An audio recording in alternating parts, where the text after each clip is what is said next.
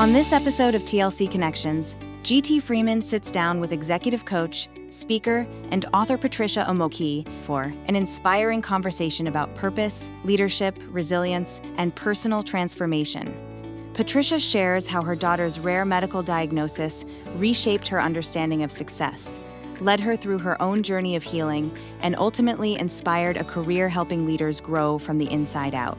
Together, they explore the power of self-awareness, compassion, and intentional leadership, and how life's greatest challenges often become our greatest teachers. We hope you enjoy the episode. Trish, thank you so much for being here. My pleasure. So, in looking at your profile, you wear a lot of hats. You're a mom, you're an executive coach, you're a business owner, you serve on boards, professional basketball player. Yep. We'll get into all those roles, but I want to start with your role as mom. And from what I read about you, your story starts with a life-altering diagnosis for your daughter. And so let's start there. How did that practically change the way you saw yourself, your work, and what success meant? Yeah, great question. So I'll take you back to when I was 16, maybe to start. So I picked up a basketball for the first time at age 16. It was something that was magical. I ended up becoming a 1,000-point scorer in 3 years. Wow. And from there, I was recruited, played at Princeton, had a wonderful time there, really was growing as a player. I was diamond in the rough. Then I ended up playing professionally in Brazil, England, and Sweden. Met my husband in England. He's Nigerian. We moved back to the U.S. after I finished my basketball career, and then went into consulting. Right. And from there, I got a lot of business consulting experience. Did that for about 2 years, and then knew we wanted to start a family. And so transitioned to a local job. And on December 15th, 2002, Maggie Omoqui was born. And it was a very exciting time, of course. We were both excited to have a first child. But within about 3 months of her life, we noticed something was not quite right. She was called a floppy baby, had low muscle tone. She was failing to thrive. I was a new mom. I didn't know what to expect, what was normal. And so we were encouraged to go do testing at Children's Hospital. So we did 3 months of testing. And at the end of the testing, the doctors came in and basically said, Mrs. Omoqui, we don't know what's wrong with your child. She might not walk. She might not be able to talk. She might not have a normal life, and we don't know why. Right. So they didn't find anything conclusive. So you can imagine, after having played professional basketball, having this vision of, great, we're going to have an athletic child who's super accomplished. I was climbing a corporate ladder, feeling so excited on top of the world. And then having that news really brought me, I think, to a breakdown. Wow. And of course, nobody around me really knew that. Quite frankly, I was able to really put on a everything is okay mask with the people around me. But deep inside, I was really suffering. I was really scared about what the future would hold for Maggie, because we knew something was wrong and we didn't know why. And that level of uncertainty really tormented me. Yeah. We eventually got a diagnosis. Took about 5 years. Actually, we were at a cardiologist visit, and the doctor said to me, "Why is your daughter so chubby?" And I said, well, she eats off the floor. Sometimes she'll take food from trash cans. And he said, I think I know what's going on with your daughter. And he walked away, looked something up, came back into the room and said, I'm pretty sure your daughter has Prader-Willi syndrome. And that's a rare disease. One in, I think, 25 to 35,000 people have it. Okay. And it all made sense once we got that diagnosis. Because it took him 5 years. It took 5 years, and thankfully, even with the best at CHOP, with the best at CHOP, somehow they missed the diagnosis, which in some ways made it harder. In some ways, it made it easier. I'm kind of glad I didn't find out until she was 5, because it is a really challenging diagnosis. Yeah. Well, describe what that means for Maggie, like on a day-to-day basis. Well, I guess at age 5, what did that mean? What did that look like? And what did that look like in her teen years? Sure. So what that looked like at age 5, so typically someone with Prader-Willi syndrome, when they first are born, they fail to thrive and they can hardly eat and suck because they have low muscle tone. So that was why she was struggling the way she was. By 5, when their hunger turns on at age 3. And so at age 3, she started to eat double portions of mac and cheese and, kind of eat double what she needed. But I was really happy and excited because I thought, oh, finally, like we're starting to gain weight, we're starting to do better. And then I started to notice she was getting pretty chubby. So her focus with Prader-Willi syndrome is on food. And I came to find out that people with PWS are constantly seeking food because the way that their hunger never turns off. So she is hungry no matter how much she's eaten. And the scary part of it and the hardest part of this disease is that if she's left unattended with food, she could eat to the point where her stomach explodes and die. And there's been many cases where that happens. So that's a challenge. Morbid obesity is a challenge. And then all of the complications that go along, with being overweight is quite a challenge. What that's looked like for us is, 24/7, 365 round the clock surveillance. We grew up and had to put locks on all of our cupboards, on the doors, to lock all the food down in the place we live, so that she couldn't have access to food. So once she knows she can't have access to food, her brain relaxes a little bit. But if she believes there's food available, she will take any measure to get it, including stealing something in a store, taking other people's lunches. So it's a real challenge operating in society. Her teenage years were really tough because also along with this disease is a severe emotional dysregulation. And so the way that I like to describe it is, our brains, if we get upset, we're able to kind of hopefully, when we notice we're reacting, pull ourselves back. Once her brain goes into an emotional reaction, she will basically have an episode that can last anywhere from 30 minutes to an hour to 2 hours, where, imagine the worst: crying, screaming, yelling, tantruming, which, as you can imagine, in a school environment in particular, is really difficult. And so I was always the one needing to try to educate the people around me, the educators that were working with her, people in the community. Even doctors don't know about this disease. So I'm always on the forefront of helping people to understand Maggie.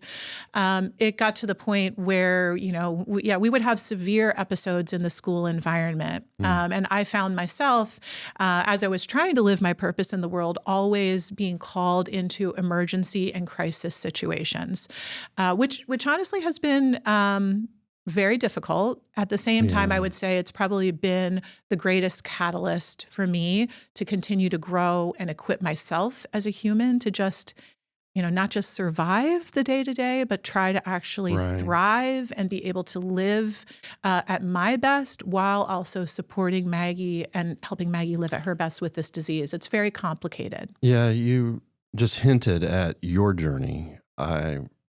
As a parent of 3 daughters myself, and you do have 3 daughters. I do have 3 daughters. So Maggie's my oldest. She's now 23. I have a daughter named Sky, who's at the University of Maryland. She's 21 now. And then I also have Sage, who's 11 years old. She's in 6th grade. So as a father, or as a parent in general, I can empathize a little bit, with various struggles that my own children had.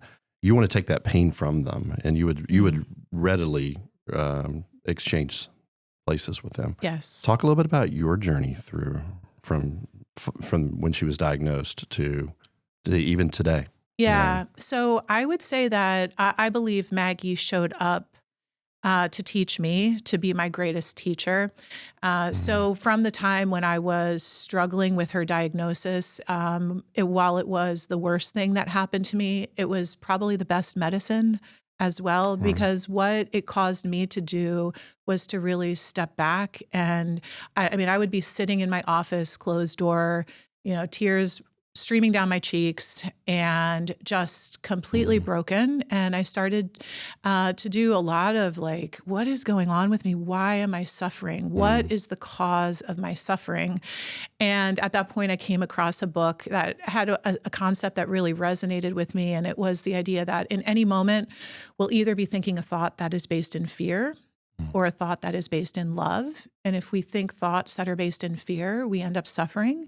And if we think thoughts that are based in love, we can create joy and peace in our life. And so that really stopped me in my tracks because I went to Princeton. I'll tell you that Princeton doesn't teach you a lot of things. And I had to learn a lot of the things I know today on my own. And I think life's coursework brought it to me. So I started literally sitting in my office, watching my thoughts one at a time. And I noticed that there were a couple of things going on there. One, I was, as successful as I was riddled with fear. I was riddled with self-criticism and self-judgment. And I was actually more tormented by past pains than I understood. And so I started to discover the root of my suffering. And then I realized that what if I could begin transforming my thoughts one at a time? So I literally, after having written down all these thoughts, started to say, okay, if I don't want to experience suffering, what do I want to think instead that will allow me to feel different every day? Because I got really tired of suffering. And so I wrote my new thinking, and then I realized I needed to practice it. And I think I started to actually use my athletic journey at that point in a way. I started to create inner workouts for myself. And so I started to rigorously train my mind to focus on my new thinking. And, our old thoughts are typically very strong and powerful, even though we don't know it. Our new thoughts, it takes time to build those mental muscles. And so through that process of change, I really started to feel better. I would say I got myself from inner torment to inner peace. And then from when my mind started to calm down, the other good thing that came out of what happened with Maggie is I started to ask myself the question, like, what am I here for? Why am I really on the planet? And I kind of went back to my calling originally in life. I thought I was going to be a medical missionary. That's what I thought when I went to Princeton. And, didn't end up taking that route. But what Maggie called me back to was that I was here to support and help people reach their potential and to help transform the world into a better place. And that's when I started to open up, okay, what would that look like professionally? Well, we'll talk about that a little bit later, your coaching. As you're going through this journey, though, it sounds like it was basically self-education and self-care. Did you have any support, like with counselors or? No, interestingly, at that point, I didn't work with therapists or counselors. I mean, I'd say if I go back to my high school days, so when I found basketball, what had happened in my life at that time is my parents had just gotten divorced. We had left a very difficult home situation, moved to Pennsylvania. And, I was a high-achieving athlete. I was excellent academically, but every day I would go to school and I would be in tears. And I would end up in the guidance counselor's office because even though I was doing such great things, I had gone through a lot of trauma. Nobody named it that. Nobody mentioned that I should probably get therapy. So I never really worked with a therapist. And so then when I came through this experience with Maggie, I think I had learned to seek out resources naturally to find relief. So I had trusted people that I opened up to, people that I talked with about the situation, but I began just to kind of go on my own journey of finding resources, books, experts. And the other thing that I did at that time was I began my journey with meditation. And so I knew I needed a way to calm my mind. And so I would literally sat for the first time looking at a candle on the table, timing myself for 1 minute. Could I stay quiet and calm inside? And I couldn't. But over the years, then just built up practices. I meditate now about an hour a day because it's really something that has been a powerful catalyst in my life. So no professionals at that point. I could have used them. I see that in retrospect, but nobody ever really said to me, you need to go seek out support, which is interesting. I think nowadays maybe people would say that, but often I think high-achieving people don't get told that they need that kind of support because, again, from the external perspective, here I was a professional basketball player. I was climbing a corporate ladder, looked to the external world like I had everything together. But therapy is a powerful tool. Well, a therapist's goal is to then equip their clients, patients, or even coaches' goal is to equip their coachees to do it on their own eventually, right? Right. And and so you had that agency to that drive, like you said, to go figure out the resources on your own. Yeah. And so, there's nothing wrong with not going through a therapist. I would applaud you for basically becoming your own therapist. Yeah. In a way. Yeah. And we do have so many resources available. So you've mentioned quite a bit already, even though I haven't asked specifically about basketball. So let's go back there. Okay. When do you remember like your first kind of love for the sport develop? Yeah. So I thought of myself as a volleyball player. Okay. So when I showed up at Solderton High School is where I went to high school here locally. Okay. When I showed up there, the basketball coach saw me in the hallway, and I was the new kid. I came into the school district in October. So he came up immediately and was like, "Hey, you want to play basketball?" And I was very hesitant. Just based on the height? Just based on the height. I'm 6 feet tall. So he was like, "Oh, we got a tall person. I need a post player, I guess."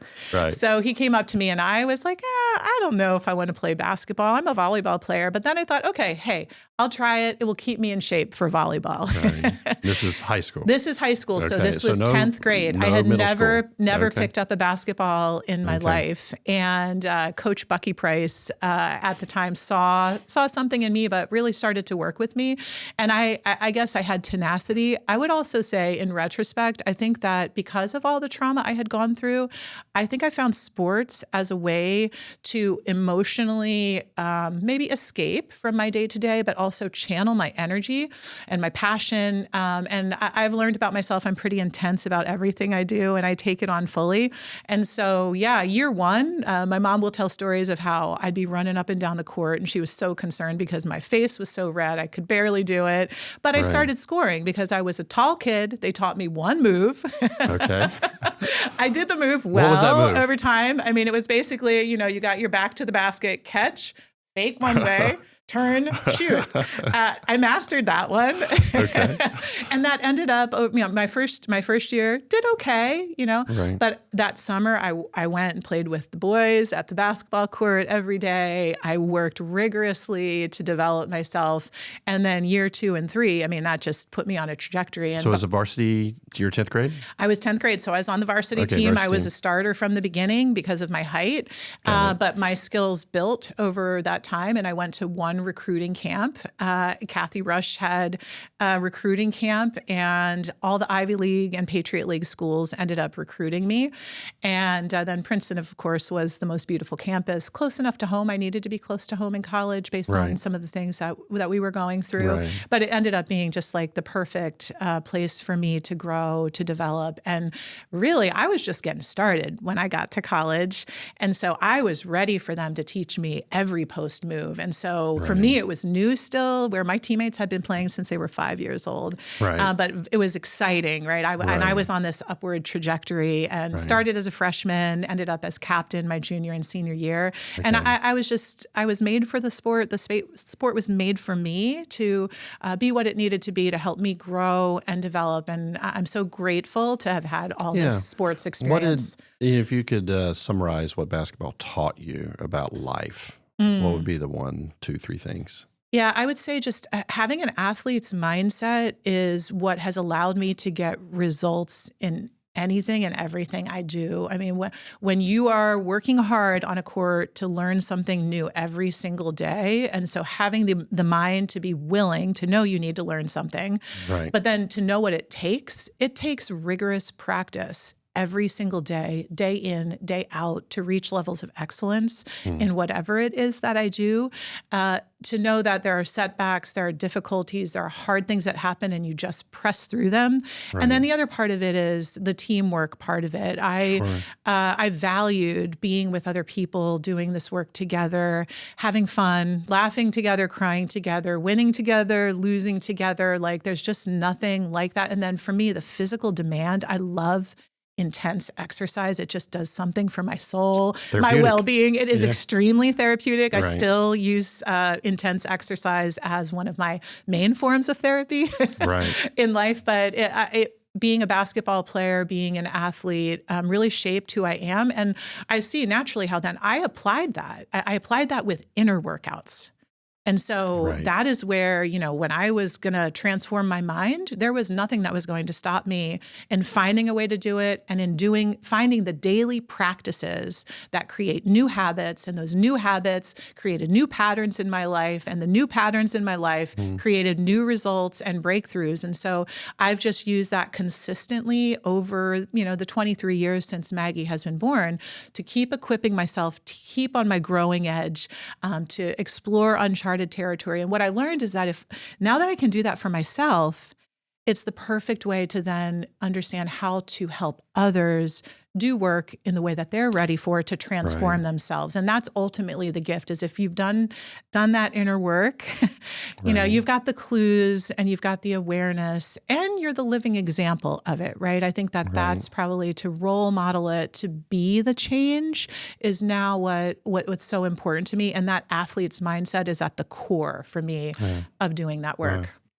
So you've hinted a little bit about your coaching practice, and so let's jump in there. So how did it come to be? Because you were a consultant with Accenture for a while. I was a consultant with Accenture. So how did that transition from like corporate consulting into private practice coaching? How did that happen? Yeah, great question. So I went from Accenture and then I went into industry. I was working for Tyco Fire and Building Products. And that's when I had Maggie. And so when I started doing that soul searching, I started to say, okay, I was good in corporate. My original goal was, let me be the youngest female VP in this company. And then Maggie happened. And then I was like, wait a minute, what am I really here to do? So I did that soul searching and I started a process of just saying, okay, if I could create anything in my life, not just in my work, but in my life, what life do I want to create? What impact do I want to have? What would be fun? What would be enjoyable? What could I do that would be passionate? And so I actually didn't know how that would translate into a profession, but I wrote down all the criteria of what I knew I wanted my life to be like. I ended up serendipitously getting invited to a conference, and the only reason I went is because I was tired of being at the office. So I thought, let me go do this conference. When I went to the conference, it was an aha moment because I was surrounded by people who were coaches. I saw the woman leading the conference on stage speaking. I saw that she had created a book, and there was just this instantaneous aha moment. I'm an internationally recognized speaker, writer, and coach. So I had my aha moment. The conference was like related to Tyco, or no, it wasn't. Okay. It was just something that I had been invited to by someone I knew. It was basically a conference around coaching, and a woman who was a coach who was really helping people reach their potential. And so going there gave me a little bit of a vision, and then it was like, okay, all right, I want to do this. How do I translate this into earning an income? Was it the keynote that was the aha moment, or I would say it was just the whole experience? It was the whole experience, but it was her seeing someone like that in action. I think gave me a vision like, that's what I want. That's who I want to become. And also just hearing people talk about the power of coaching and how it can really help and transform people. Right. And, I saw at that time, I had already been really coaching myself, I think in retrospect, naturally. And I never knew that was a profession.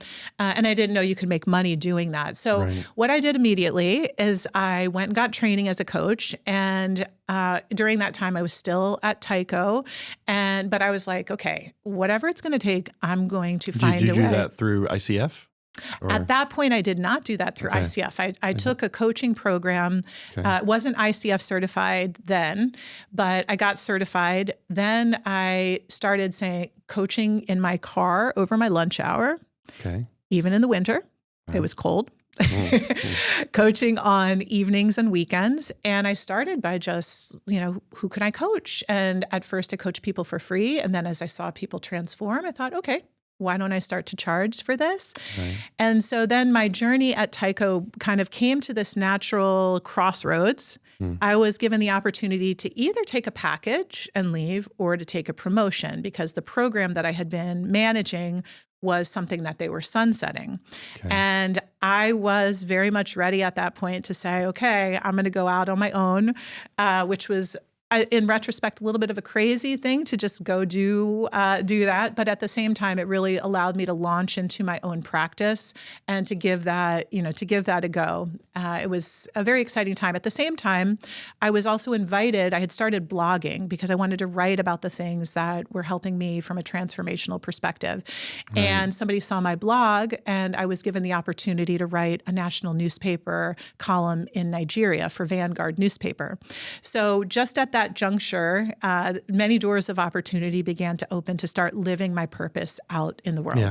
You mentioned your husband was from Nigeria. Was that during your international basketball playing years that you met your husband? Yes, I met him. I was just finished my season in England. I was living in London, and every day I would go to work out at a park. And when I was sitting on the park bench, I noticed there was this guy kicking a soccer ball up and down this very big hill. And I didn't think much of it because I was ready to leave England. I was going to be leaving England in a couple of weeks' time.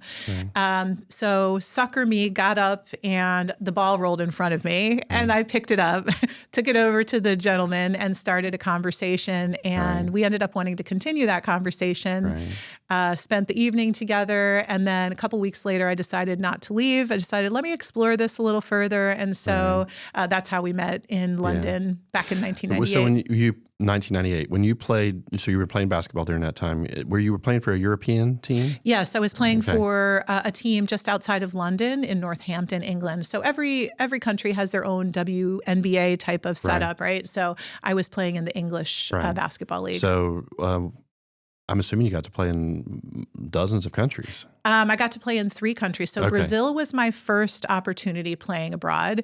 That was the most intense level of basketball that I experienced. We practiced twice a day as a team. Everybody on the team, including all the Brazilians, were paid professional players. I was playing with 2 women who were on the Olympic team for Brazil. It was very high level basketball. In England, it was a social sport. I was the only paid player. We practiced once a week as a team. And then I ended up playing in Sweden, where it was kind of a happy medium, where I still was one of the only paid players, but we practiced every day. So I learned a little bit about that, the way it works then. So when you play in a country, they don't play other countries then necessarily? No, this is like their own internal country league. So you're playing other teams across that country in their national league. Got it. Yeah. Okay. Yeah. So you mentioned how being an athlete shaped you. It helped you be willing to learn, taught you work ethic. How did the corporate experience either teach you the things to do, either good or bad, right? Because there's a lot of downsides to corporate as well. What did it teach you about starting your coaching practice? Either what to do or what not to do? Yeah. So for a long time, I felt like going to my corporate job was a prison. Yeah. And I know a lot of people feel that way. It's like, okay, I can go do it. I need to do it to pay the bills. I tried to make the most of every corporate experience. But I would say that my journey with purpose really took me in an interesting direction. So I told you I started my company. Right. Did that for 5 years and really had an amazing time doing it. At the time, my husband was also an entrepreneur. And so I was nominated to go back into the corporate world because we needed healthcare and we needed like a solid income again to just stabilize us. Nominated by your family. I was nominated as, the Ivy League white woman to go back into the corporate environment. Got it. That was probably... At that moment, I felt humiliated. I felt ashamed. Ended up getting rehired by Accenture, which, great opportunity.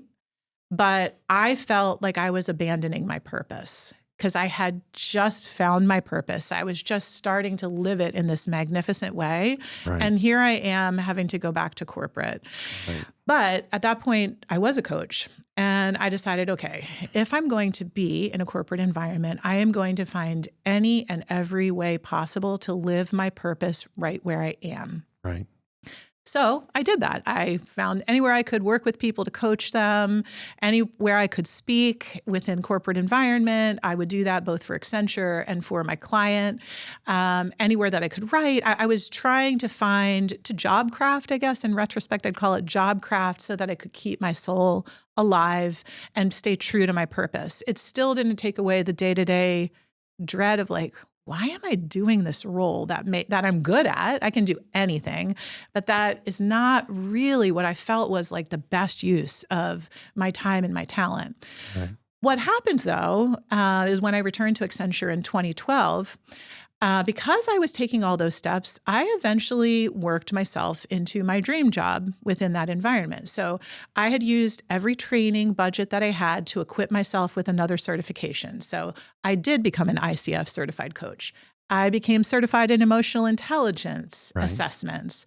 I became certified in positive psychology. Right. I became a trauma-informed executive coach. And so I was equipping myself. I was also volunteering within the environment to coach leaders. I found that there was a coaching center of excellence within Accenture. Uh-huh. And I was asked to then be borrowed and full-time to a role in the Coaching Center of Excellence. So my journey back into corporate led me then to this Coaching Center of Excellence, where I was now designing and delivering large-scale executive coaching programs across the company, coaching in it, developing leadership development trainings, develop resilience trainings during COVID for all the leaders. And that's a company now that has 800,000 employees. Wow. So in retrospect, I thought it was horrible and that I was diverting from my purpose by going back to Accenture. What I see now is that what I felt was going to be a prison turned out to be the most magnificent platform that I could have gone to, because what that did was it equipped me to now go back out into the world in a way that I never would have understood or even known could have been possible. Right. So that time turned into something really valuable. I'll tell you something. I didn't even update my LinkedIn profile to say I had been at Accenture because I had been so embarrassed. Now they're one of my clients. So it's amazing how the things that we think are detours are actually, what I've learned is that everything is curriculum. Everything is equipping us to live our purpose to the next level if we can see it that way. Right. And sometimes that's hard to do. Right. Talk about your current practice and talk about your company, the services you offer, the types of clients you work with, et cetera. Yeah. So my company works with corporations, nonprofit organizations, really working with individual leaders, teams, all the way from high performers up to the C-suite level. We provide leadership development trainings as well as coaching services. And then really what our work does is it brings human potential with human thriving. Because one of the things I saw very clearly within corporate leadership and organizational leadership is that leaders, they want to reach their full potential, but a lot of times they're barely doing okay, or they're in burnout, they're in survival mode. And so our goal is to not just help people reach their potential or teams reach their potential, but to do so in a way that allows people to thrive in the world. And that's where we infuse positive psychology and neuroscience into everything that we do. So the joy that I see is when I am able to work with someone and they see a new opportunity to grow. They deeply transform. I don't believe in surface coaching and surface work. I know that the way to truly transform is to do the deep inner work. So we try to do that to whatever degree a person is ready for and able to do. And we get results. And the beauty of it is that, when you serve one client well, it leads to the next client. And so it's just been a wonderful journey. I love the work that I do. I would do it paid or unpaid. Right. I'm here in the world to help leaders reach their full potential so that we can transform humanity. And I really believe that if you help a leader transform, then everything and anything that leader does and touches creates a ripple effect of change. And clearly, based on what's going on around us in the world right now, we need more positive leaders to live purposefully, to live confidently, to be on their own cutting edge, courageous, ready to speak up, ready to lead people with integrity. And so that's what lights me up every day is I want to transform humanity one leader at a time. Right. That's powerful. obviously you're very gifted at speaking. Have you had some opportunities to be that keynote that inspired you years ago? Or? Yes, I have. I love speaking to audiences. Just recently, I had the opportunity to speak at an event with Joanna McClinton, who is the Pennsylvania Speaker of the House, and to just come and deliver a keynote. When you have the opportunity to be in front of hundreds, sometimes thousands of people, to share powerful stories and powerful ideas to help them transform. I love doing that with large audiences as well. And to just be human together, right? I think that being authentic, being vulnerable, sharing from the reality of the messiness of our humanity, it makes for people to realize that they're not alone in the journey. But also, if you can plant one nugget of transformation in a keynote, you never know where it's going to go. And hopefully that too creates a ripple effect of change. That vision that you had when you saw that first keynote at that conference of envisioning yourself in the future as international coach, speaker, author, etc. Have you accomplished that vision, or are you still a work in process? I've accomplished a certain level of that vision. I would say that there are always more levels. And, I think that's the beauty of when we live our purpose, we get to experience something, we master that. And then we realize, oh, wait, there's this other thing I want to experience or a new way that I want to do something. The future is calling me forward. I really believe in working with leaders who want to transform humanity. And so my ideal is to work with really power players, wealthy people who have influence, but who really want to activate their purpose. So I've been working with a lot of high net worth individuals. So I also have a private practice where I work with high net worth individuals, influencers, politicians, people who are like, really, they're hungry to make change in, super impactful ways for humanity. Right. So that's calling me forward. And there's always new stages, new places to speak. There's another book I'm going to write soon that really begins to tell the story of this transformational journey that I've gone through and put it all together so that I can share this journey with others. Right. Talk about your first book. Sure. And is part of your personal journey and the story about Maggie, is it in the first book, or is that going to be in the second? A little bit of it is there. And this book came out of the newspaper column that I was writing for Vanguard Nigeria. I was having change agents, leaders who are change agents, reaching out to me, asking all kinds of powerful questions. So this first book, Clarify Your Purpose and Live It, was about my initial process of really starting to do the deep soul searching to say, why am I here? How do I want to be remembered?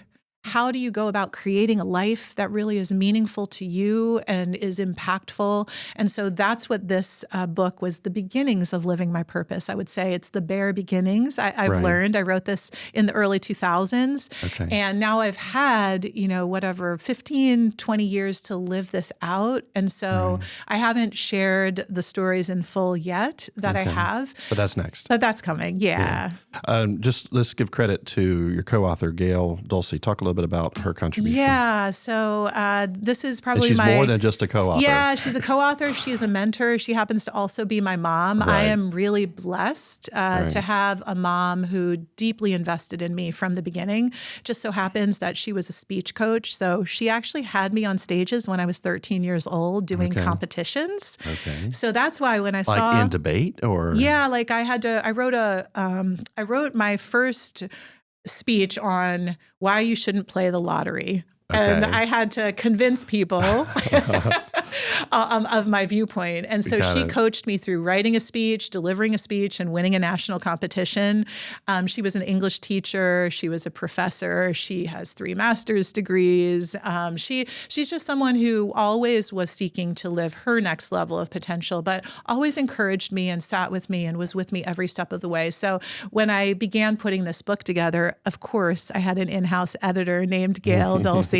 And it was a really amazing process to work together because she knows me so well. Right. And she helped fine tune the approach to putting the book together. She's still my biggest mentor, advocate. And then all through this journey with Maggie, I mean, the first person I call is Mom to talk about, the real hard stuff and to have someone listen, but also to have someone who sees things. She herself has grown from a spiritual perspective, a psychological perspective, and she was, I guess, maybe my in-house therapist at the time, but just really supporting me, encouraging me to be my best, encourage me to know that no matter how hard things are going to be, it's going to still be okay. Yeah. You're always going to get through it.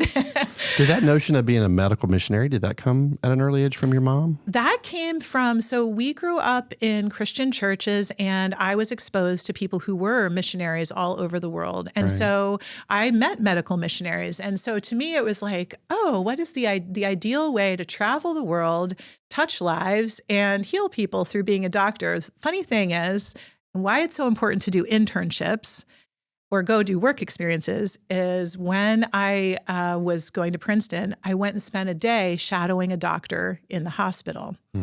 And what happened was I watched him put a catheter into a patient and I passed out. I ended up on the bed next to the patient. Wow. Okay. And it's kind of like, Maybe not. this is not Maybe the way not. I'm going to help people. Maybe this is not my calling. But I find it fascinating because when I really think about who I've become in the world, all the seeds of it were there. And so I have worked internationally. Originally, when I discovered my calling, I called myself the thought doctor because ultimately, I really believe we transform our lives one thought at a time. Right. And it's that inner work that leads to, human potential being activated. And so when I sat back and I realized like, oh, I'm being a global change agent in a way that I didn't expect, but helping people in ways. And so all the seeds of my calling were there. It just turned out a little differently than expected. Well, everything you're talking about is in perfect alignment with what the Lincoln Center is all about. Our mission is transforming lives and communities one moment, one choice, one connection at a time. And we talk a lot about the ripple effect, and we call it the butterfly effect, and you've mentioned that a few times. So as I've heard your story, your mom played an important role in your formation. Yeah. The basketball coach that found you in the 10th grade wandering the hall. Yes. This keynote speaker at the conference. Are there any important moments that I'm missing that were transformational in your journey?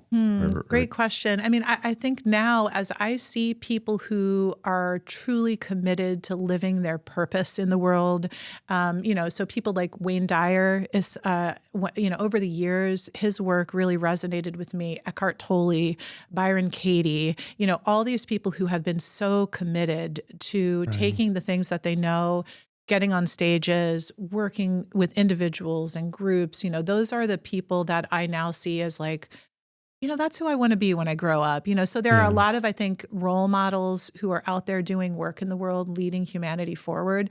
So I aspire that way. But as far as other people who have really transformed me, I've met some amazing leaders along the way who, when you meet someone and they're just doing cutting edge work, I look at those folks and I consider them mentors and guides to giving me clues, helping me see what's possible in becoming the next level of who I would like to become in the world, because there's always a next level. Right. Well, what is next for you? What is next you for had a me? vision years ago, and you're living that now. What's your vision for 5-10 years from now? It's a great question. So, I am called to work with the 1% of the 1%. And when I say that, it's the 1% of people at the top of society who they are the 1% who truly want to transform themselves and transform humanity through transforming themselves and really make big ripple effects of impact, like people with power and influence who can then take that and then magnify results across the planet. So that's one thing that I would say that really I want to work with the 1% of people who are so committed to human transformation, whatever level they are as leaders, because those leaders are like my daughter in 6th grade, working with them, working with people who want to do something positive in the world, but really want to take it to another level. That's the kind of people I want to surround myself with, the people I want to invest in. And really, I know that life unfolds very organically. And so when I think about my life curriculum, Maggie's arrival showed me that every circumstance that shows up in front of me is my curriculum. I call it the divine life curriculum because I'm spiritual. Right. But if we look at every situation calling us forth to learn what it is we need to learn next, to equip us to become the next level of ourselves, if we look at every person we encounter as a learning partner, it's all moving us forward. So I've kind of let go. My big vision is to be a big player and be on the stages where I'm called to be, with the messages to help people learn how to do the work of inner transformation, because I think we all can do it. I think we're not equipped to do it. And most people aren't introduced to just the simple things, simple practices done repeatedly that can really catapult, move them forward into a process of personal transformation. So my work in the future is going to be all about that. I've learned not to be attached to it working a certain way, because I find the right opportunity leads to the next opportunity, to the next. So I just have my hand up in the air to the universe to say, use me wherever I'm needed, wherever I'm called, and guide me to the next audience or the next person who's ready to do this work. But I've learned also that purpose isn't just like, it doesn't have to look a specific way. So when I first learned about my purpose, I thought I had to do it as a speaker, writer, and coach. And then I was very humbled when I was called back into corporate to do it that way. And I was humbled when I would find myself, having to be tethered to my living room a lot of times and locally because Maggie was having meltdowns at school. And I was the on-call person. And I was spending so much time having to advocate and deal with crisis management. I often would feel like that was taking me away from living my purpose. But I think what I realized is that I would even be suffering because I felt like I'm not really living my purpose in the world. And what I had this major shift happen where I realized that purpose isn't about what you do. Right. Purpose is about who you are. And the bottom line of living purpose, I've learned for myself, is to be love wherever I am, to the greatest extent I can. And so that can happen walking down the street and meeting a neighbor. That can happen being in a crisis situation with my daughter. That can happen having to go back into a corporate environment if that's where I'm called to take on a role. My purpose is wherever I am. So I've learned to surrender into that and just know that I don't think the universe wastes talent. We are going to find opportunities to live our purpose wherever we are. I have fun ways that I prefer to do that. I call that my signature purpose in the world. But I wish that every person really understood that their life is purposeful right where they are, and that it's these little micro moments of love and connection that we have together that really becomes the fabric of changing humanity. Yeah, that's a powerful statement. Thank you for sharing. Let's finish where we started, which was with family. We started with Maggie. Let's finish with Maggie, but also your other two daughters. As a coach, you coach paying clients, but you're also a coach to your children.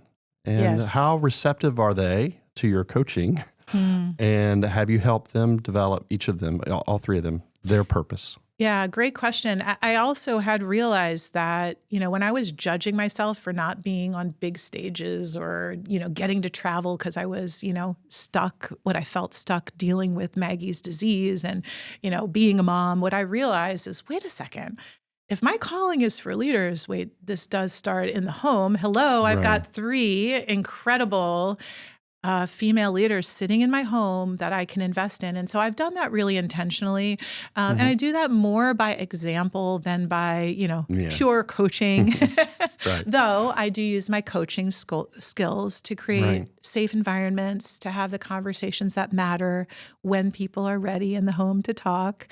So from a Maggie perspective, it's really magnificent who she's become in the world. She found her purpose. She loves working with people who have more severe special needs than she does. And so I've tried to open doors for her wherever I could to give her the opportunity to gain experiences, to step into difficult situations, to learn how to live her purpose in the world. She is now at Gwynedd Mercy in their Integrated Studies program, which is a program for people with intellectual disabilities to be able to go to college. So in her mind, she's very proud of herself because she is paving the way for people with Prader-Willi syndrome in her own right.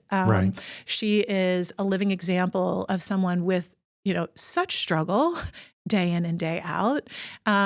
And yet she's doing great things in the world. She's trying to lead people with Prader-Willi syndrome to better futures and make an impact. My daughter, Sky, it's been an amazing journey with her. I would say that, being with her in the journey has taught me that the power of healing as a young person. So when you have a sister who has complex special needs, there's a lot of trauma that happens in the home just from living life with someone who has a rare disease. And so Sky had the opportunity early on to begin getting therapy. And it's amazing to see that, starting therapy when you're 15, 16 years old, to see who she's become at 21 now, just such a grounded, kind, compassionate person from all that she's walked through. And, she's now working at the University of Maryland to achieve perfect things that she wants ideally for her life. And then Sage, for me, when we had Sage, I knew she was there to bring us joy. And so it's been a really more relaxing, in a way, parenting experience, because when you have a first child who has a rare disease and you go through all the hardship, literally like day-to-day crisis management, I mean, it requires so much resilience. You realize that you can get through anything. Right. So with Sage, just letting her explore her talents, see what she's passionate about. We're not attached to a result in our home. We're just attached to being part of the process and having fun, exploring life, seeing who we are meant to become in the world. And so they have my 100% acceptance and support. And I bring all that I am to all that I do, my trauma-informed approach, my powerful questions, my deep listening empathically, right? All these things they need too. And hopefully one day they'll say that they've benefited from as well. Trish, I have one final question for you, and that is, what have I not yet asked that you wished I did ask? Thanks for the question. I would say the thing you haven't asked is, I did find a formula along the way that's been really powerful for me as a human and as a leader. It's called the Personal Mastery Formula. I learned it in my positive psychology training at the Flourishing Center, but I actually added something to it. So the Personal Mastery Formula is, you start with self-awareness. So everything in our lives is, what am I experiencing? How am I feeling? What's going on with me, right? And so what I notice when I'm working with leaders is that not everybody is taking the time to just take a few minutes to step back, breathe, check in with themselves. And then if we do check in with ourselves, we get a lot of information. But from self-awareness, the next part of the formula is, it's a choice point, actually. Right. Because we either meet self-awareness with self-judgment or self-compassion. Yeah. And so the second part of the formula is to meet ourselves with compassion. Because if we meet ourselves in our awareness with judgment, we tend to shut ourselves down. We shouldn't feel that way. What's wrong with you for feeling that way? You shouldn't have any problems. You compare yourself to others. But if we meet ourselves with compassion and the voice of our inner best friend, like, oh, wow, that's a lot that you're going through. What do you need? What is it that's going to move you forward? That leads us to the third part of the formula, which is then self-care. And so self-care is, it's not just bubble baths, though that can be part of it. It's about really asking myself, what do I need to support myself right now? And that can look like all sorts of things. It can look like, the normal self-care practices. It can look like just taking steps to get and seek help from those around you. But the third part of the formula, which is something that I came across, or the fourth part, which is self-advocacy, is probably the thing I added, because what I learned when I looked at that formula, I was doing those three things. I was very aware of my own needs. I was being kind to myself. I had learned to change my thinking, so I met myself with compassion. And I was doing everything in my own power that I could to meet my own need. Right. But I was not advocating for myself. I was advocating for Maggie and her needs everywhere I went. I was the most hardcore advocate, raising the bar on the people around me to make sure they understood her, they met her where she was, to get her what she needed. And I realized where I was blocked is I was not knowing what I need and realizing I had the power to ask people around me for help and support to meet me where I could not meet some of those needs myself. So once I added self-advocacy to the equation, my whole life opened up when I started to realize it's also important as a leader to advocate for myself. I'm really good. Most of us as positive leaders are really good at doing that for other people. But whatever it is, we stop ourselves. We think we should be able to do it all on our own. But when we add self-advocacy to it, it really is a game changer. And so I leverage that personal mastery formula in my own life. I work with leaders to really think through that. And I find that once a leader starts to go through that formula, it really helps them to reach their full potential, but to meet their own needs in ways that allow them to be sustainable in their leadership, allow them to thrive in their leadership instead of just survive. And so that formula has been a life-changing one. And tell us the 4 again. Yeah, so self-awareness, self-compassion, self-care, and self-advocacy. Yeah. Thank you for sharing. Thank you for your time. Your stories have been inspirational, and I'm hoping that people will follow you on LinkedIn and get your book, Clarify Your Purpose and Live It. Thank you so much for being here. Yeah, thank you, JT. Appreciate it. TLC Connections is supported in part by the Lincoln Center for Family and Youth. Through education, counseling, coaching, and consulting, we empower people to make positive choices, meaningful connections, and transformational change. To learn more, visit thelincolncenter.com.